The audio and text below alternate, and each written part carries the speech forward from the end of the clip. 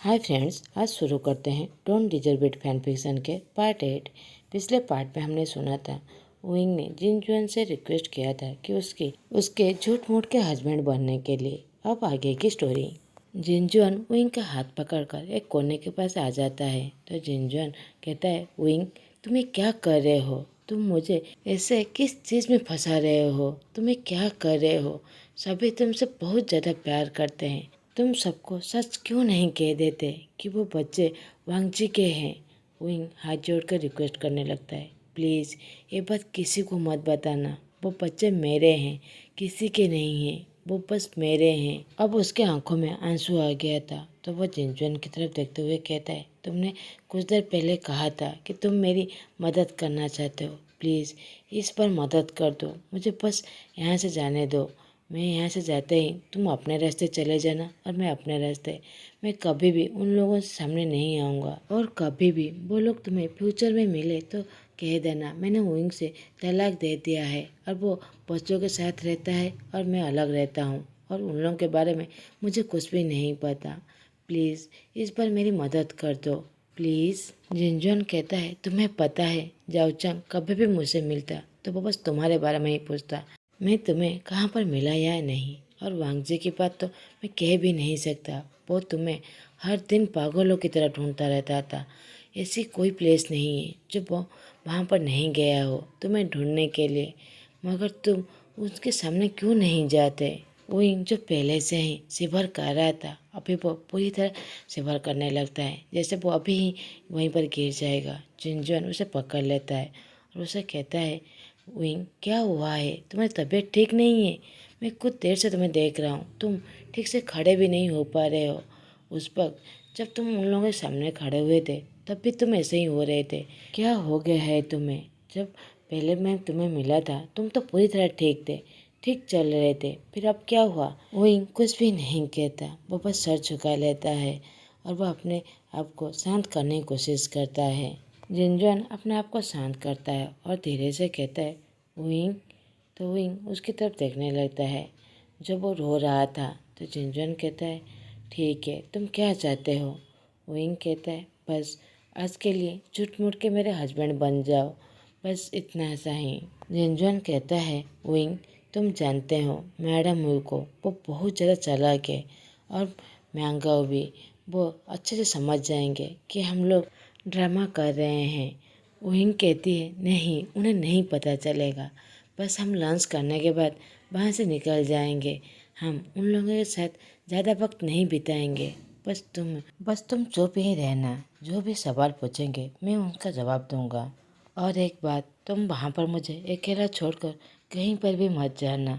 हम लोग साथ में वहाँ से निकल जाएंगे। जिनजुआन पूरी तरह शॉक हो जाता है। वो कहता है, क्या तुम अकेले में कब किसी से बातें नहीं करना चाहते? वांगजी से भी नहीं? विंग जो पहले से ही डरा हुआ था वो सर झुकाते हुए कहता है, नहीं मुझे किसी से भी बातें नहीं करना है, बस मुझे यहाँ से जाना है। जिनजुआन कहता है, मगर तुमने थोड़ी देर पहले कहा कि तुम किसी से गुस्सा नहीं हो, फिर तुम उन लोगों से बातें क्यों नहीं करना चाहते हो? तुम उन सब से झूठ बोल रहे थे। विंग कहता है, नहीं मैं झूठ नहीं कह रहा था। मैं सच्ची में किसी से नाराज़ नहीं हूँ, किसी से गुस्सा नहीं हूँ। जो हुआ वो मेरा किस्मत था और जो होने वाला है वो भी मेरा किस्मत है। मुझे दूसरों पर गुस्सा करके मुझे क्या मिलेगा? नफ़रत से बस दर्द ही मिलता है और मैं इस दर्द से जीना नहीं चाहता। मैं बस सब कुछ भुलाकर अपनी ज़िंदगी आगे बढ़ना चाहता हूँ।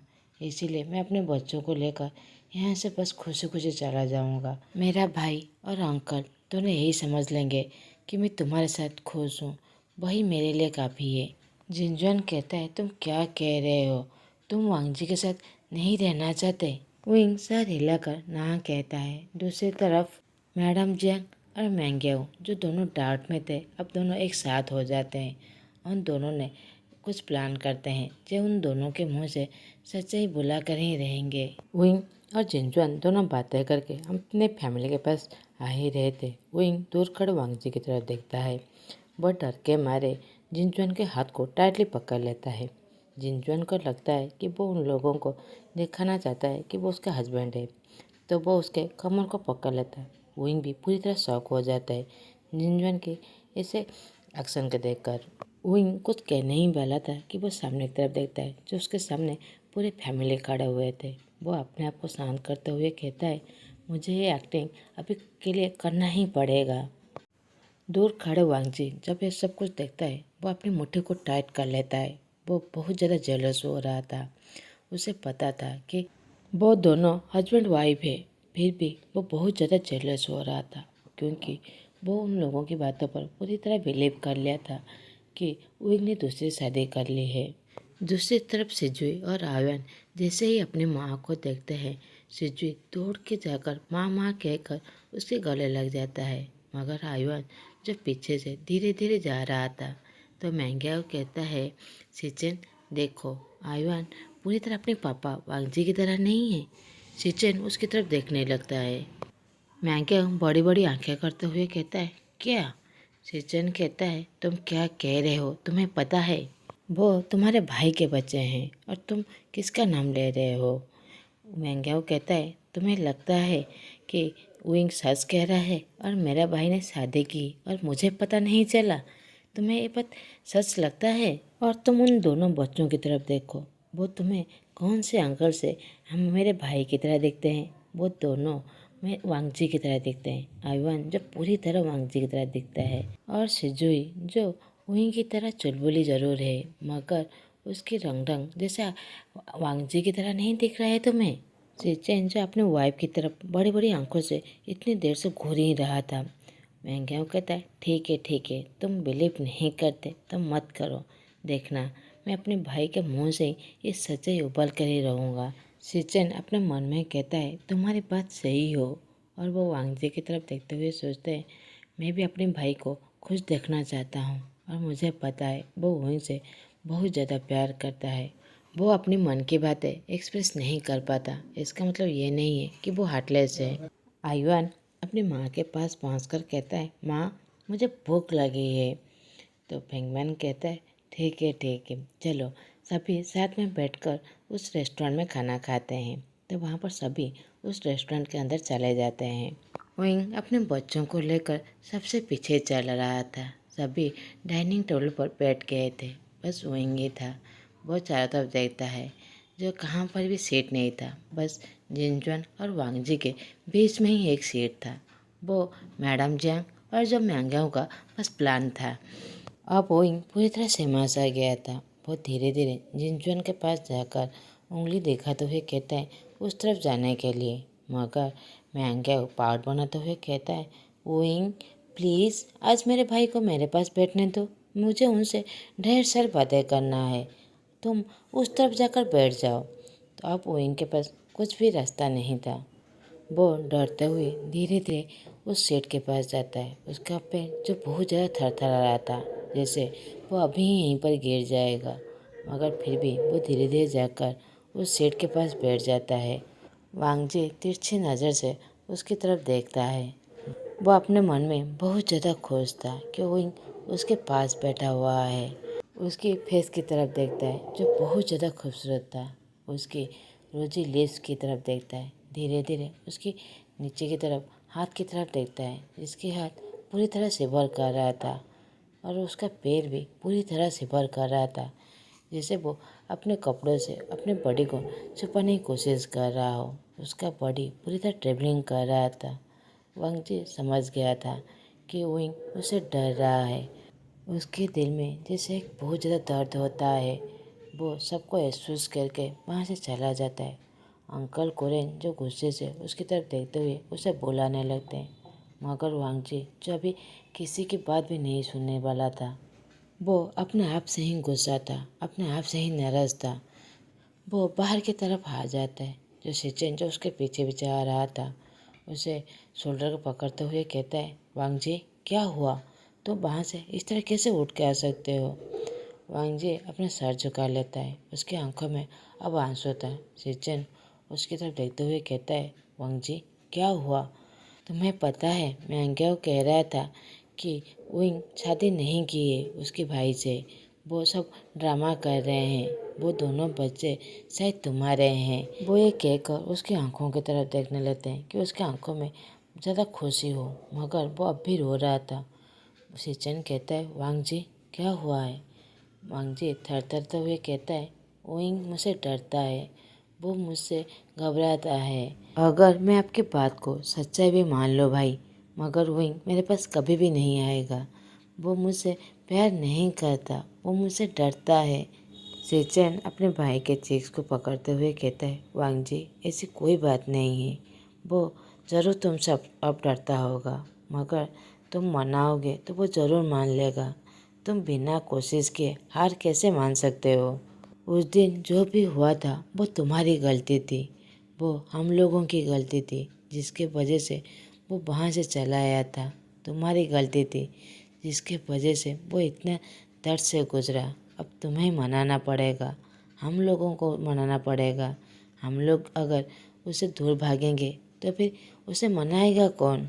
वांग जी अपने आप को संभालो और चलो, अंदर चलो, सबके साथ के बैठकर खाना खाओ। वांग जी कहता है, मगर भाई मैं उसके पास बैठाऊंगा तो वो और ज़्यादा डर जाएगा। सेचन कहता है, ठीक है मैं उसके पास बैठ जाऊंगा, तुम मेरे पास बैठ जाना।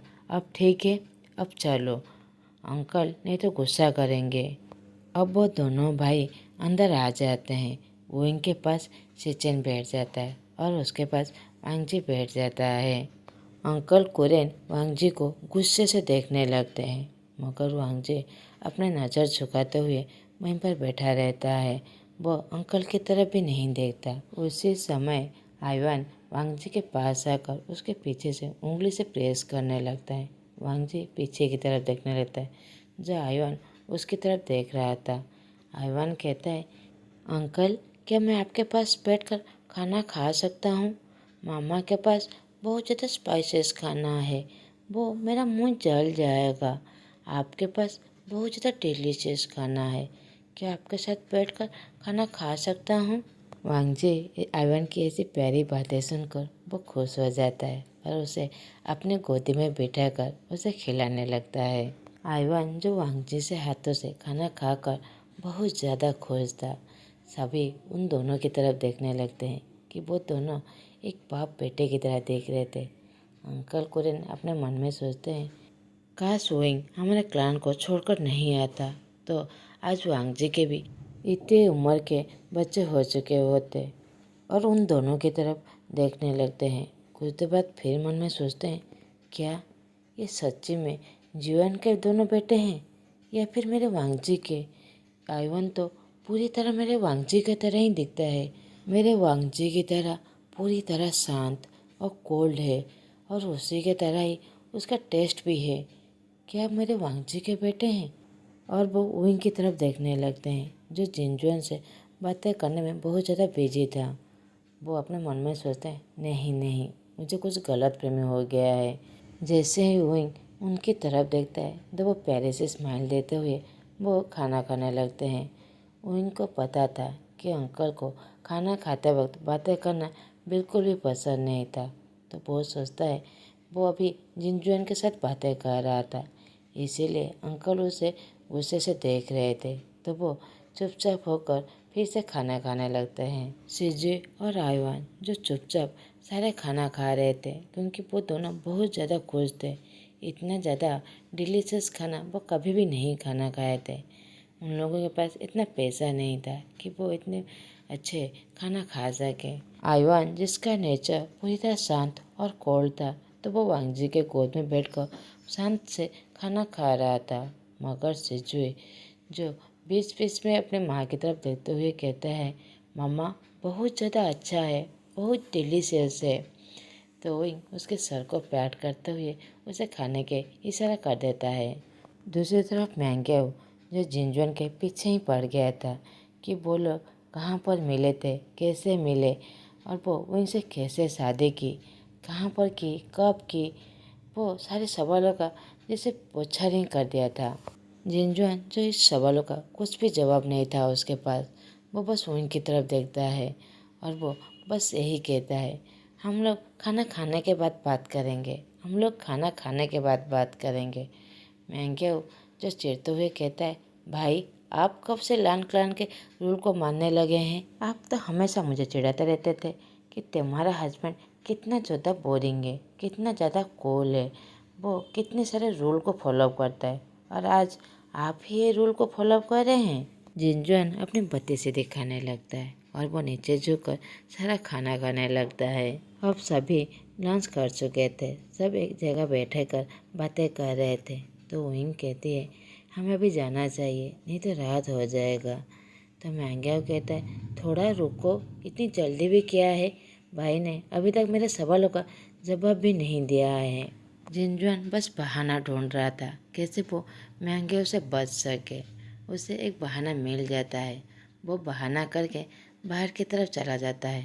मैंग्याओ को पता था कि उसका भाई बस बहाना कर रहा है, वो भी इसी इंतज़ार में था कैसे उसका भाई बाहर जाए और वो उसे अकेला बात कर सके।